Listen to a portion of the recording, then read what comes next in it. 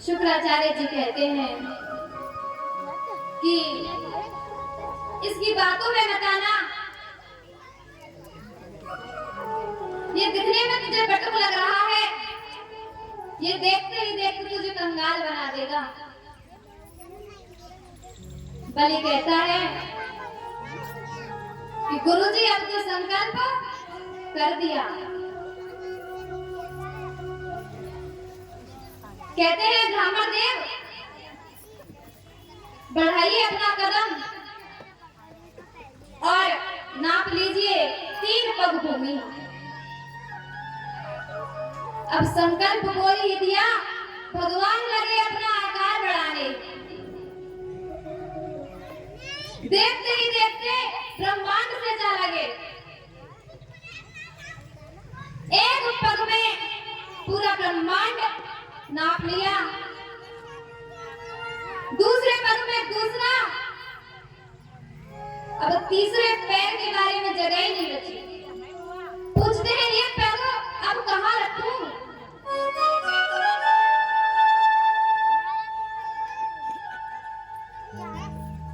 राजा बलि कहते हैं प्रभु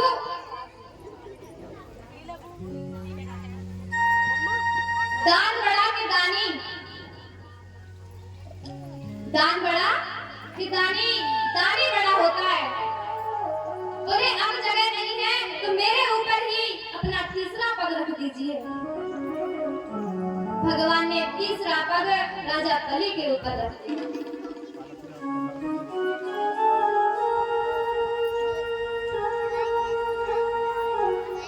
अब भगवान ने तीसरा पग भी रख दिया, राजा बलि को भी नाप लिया।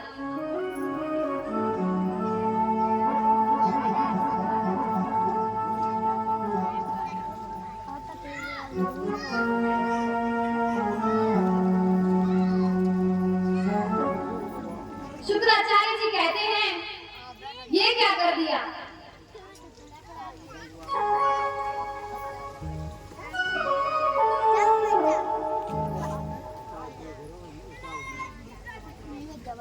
शुक्राचार्य जी सवाल करते ये क्या कर दिया? बोले महाराज किसी और को नहीं दिया, जिनका है उनको ही दिया है। ये सारा ब्रह्मांड किसका है? भगवान का। हम किसके हैं? भगवान के। मैंने कोई दान नहीं दिया, जिनका है उन्हीं का है।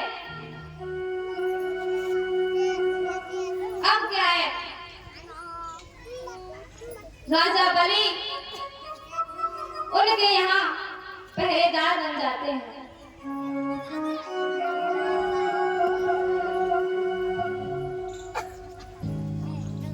कितनी विचित्र लीला है।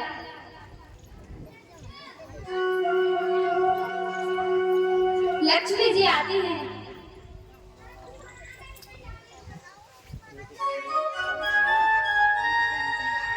राजा बलि को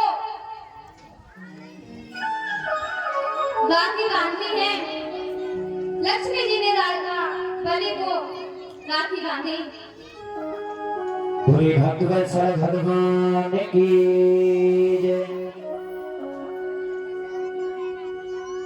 लक्ष्मी जी कहने लगे हे बलि भैया मैं बड़ी दूर से आई हूँ। मांगने लगी, कहने लगी जो तेरा पहरेदार है। वास्तव में धोखे में आकर के बलि ने रक्षा सूत्र कराया और बलि से वो जो चौकीदार थे वामन भगवान बने हुए थे उसको मांगा, लेकिन कहा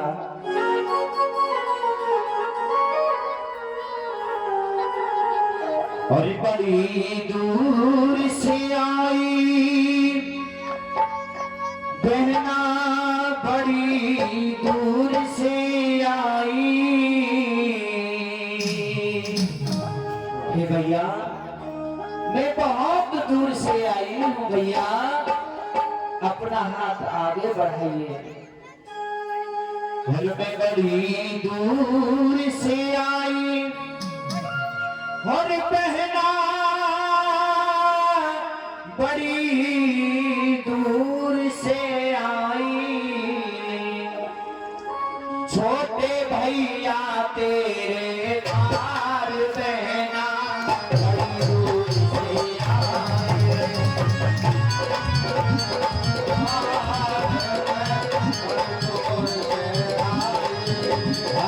बड़ी दूर से आई बहना, बड़ी दूर से आई।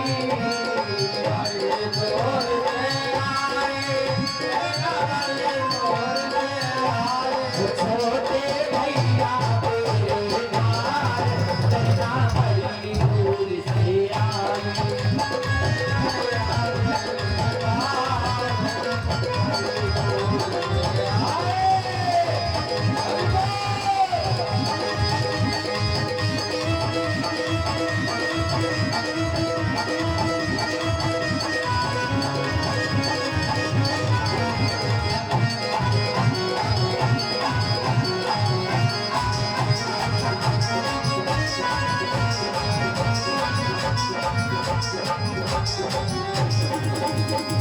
और भैया, वीरन मेरी इच्छा पद्माले हाथ में रखा।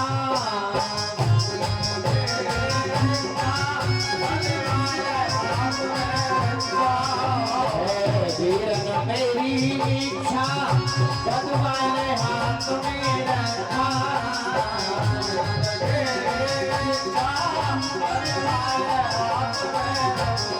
अरे मैं विनती करूं हजार बहना, बड़ी दूर से आई।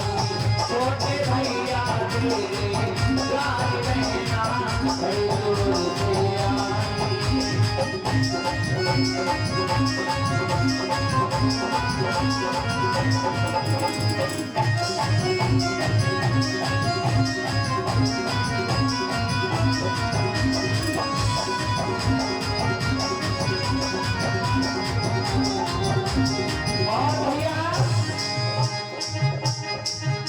बलि ने हाथ गयो है, बलि कस के बांध लियो है।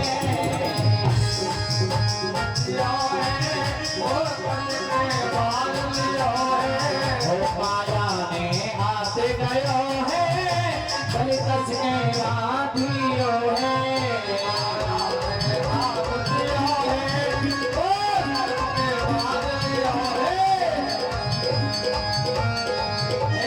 समय ना आवे बार बार बहना, बड़ी दूर से आई। छोटे भैया तेरे द्वार बहना, बड़ी दूर से आई। छोटे भैया तेरे द्वार बहना। लेकिन कभी से ये रक्षा सूत्र बंधन चला है, रक्षा बंधन चला है कभी से, इसीलिए मनाते हैं। सबसे पहले लक्ष्मी जी ने एक जो माया है और बलि को रक्षा सूत्र किया, तभी से एक बहन भाई को रक्षा सूत्र करती है।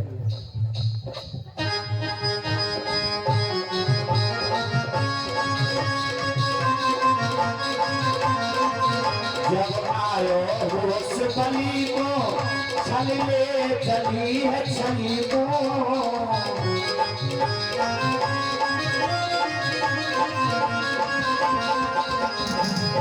जब आयो होश बलि को, छल ले चली है छली को। अरे मैं तेरे चौकीदार बहना, छोटे भैया तेरे द्वार बहना।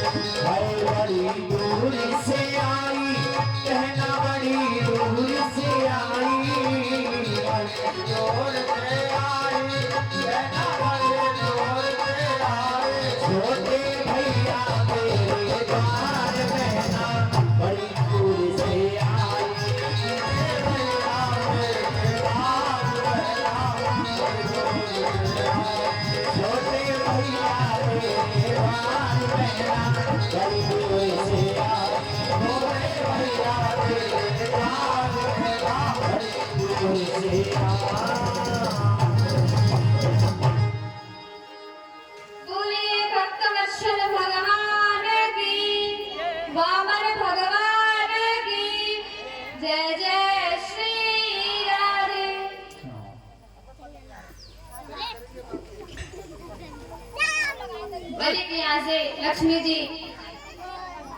भगवान को लेकर के जाती हैं। अब इसी के अंतर्गत भगवान श्री राम की पावन कथा संक्षिप्त में वर्णन करते हैं।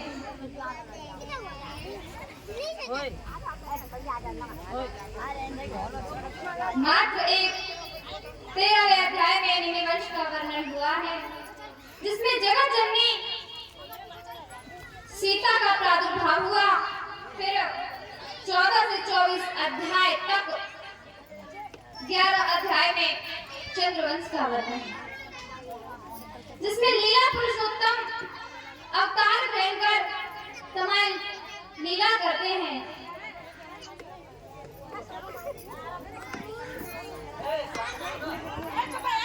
नवम स्कंद में जितने भी राजाओं का वर्णन हुआ,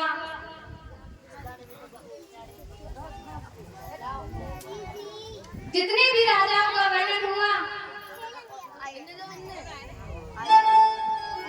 सभी भगवान के बहुत बड़े भक्त हुए हैं, सभी भगवान के भक्त हुए। किसी ने गुरु सेवा के द्वारा भगवान को प्राप्त किया, किसी ने योग बल के द्वारा, किसी ने तपस्या के द्वारा। सभी ने भगवान के प्रत्येक अवतारों को देखा और भगवान के भक्त हुए। परीक्षित, तुम मनुवंश का वर्णन संक्षेप में सुनो। विस्तार से तो सैकड़ों वर्ष लग जाएंगे, फिर भी पूरा नहीं होगा। भगवान की लीला अनंत है, कथा अनंत है। हरे अनंत, हरि कथा अनंता। हरि की लीलाओं को जितना वर्णन करेंगे, जितना सुनेंगे, कम ही रहेंगी, कभी पूरी नहीं होगी।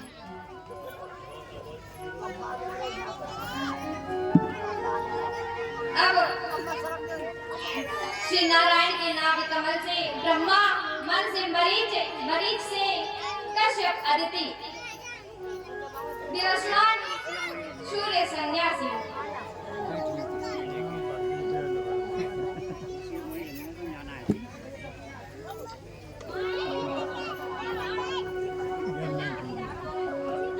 नीचे कटोरी रखी है।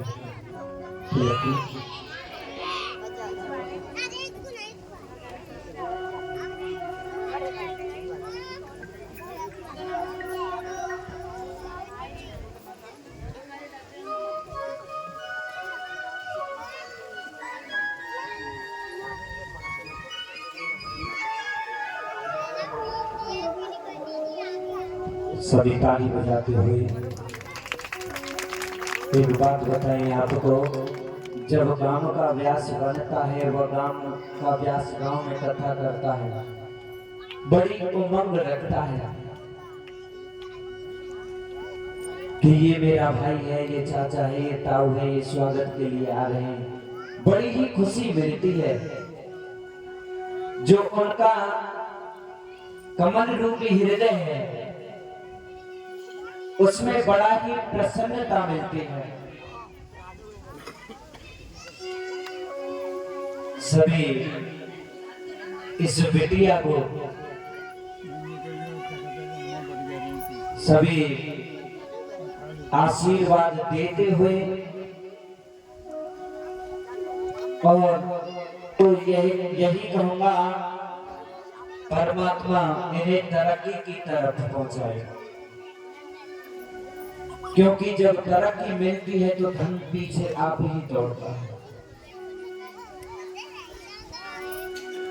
जब तरक्की की तरफ मनुष्य जाता है तो धन तो पीछे पीछे तरक्की के अनुसार आप ही मिलता है।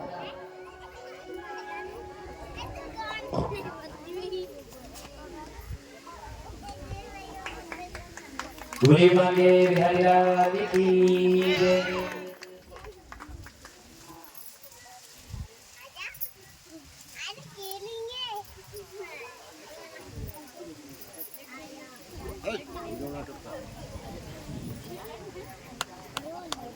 बोलिए भक्त वत्सल भगवान की जय।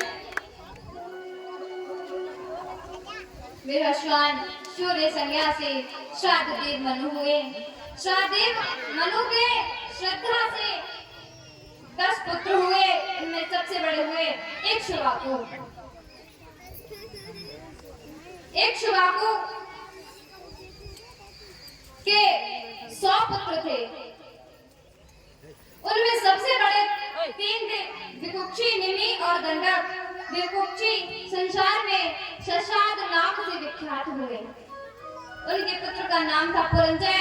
पुरंजय के अनैना, अनैना के प्रथु, प्रथु के विश्वरंदी। इस प्रकार सूर्यवंश की वंशावली आगे बढ़ती चली जाती है। फिर होते हैं तुलयाश्व। ये बलि थे।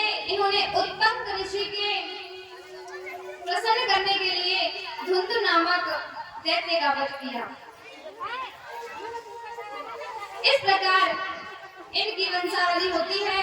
अब दीर्घबाहु के अज के रघु और रघु के दशरथ महाराज होते हैं।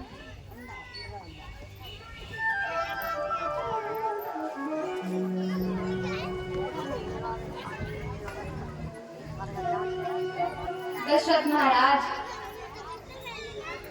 महाराज को कोई संतान नहीं थी। संतान न होने के कारण सदैव दुखी रहते थे। 3 रानियां थीं, कौशल्या, कैकेयी, सुमित्रा।